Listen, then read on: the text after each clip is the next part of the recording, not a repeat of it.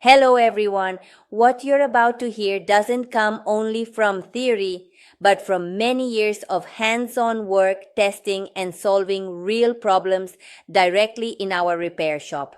One of the issues that confuses customers the most appears when the screen displays error code 510 and the machine is unable to connect. Even though the equipment powers on and responds normally, this error is usually related to communication between the Hydrow, the Wi-Fi network, and the platform servers, not necessarily an internal failure of the rower.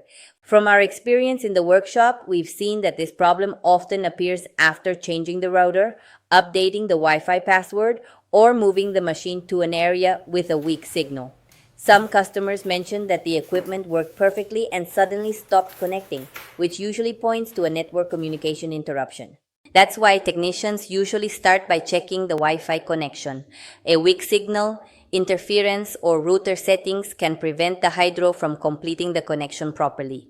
It is also recommended to test the 2.4 GHz and 5 GHz bands separately, since some devices may experience compatibility issues depending on the network configuration.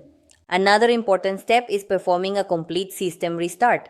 Unplugging the machine for a few minutes allows the internal components to restart from scratch and establish the connection again.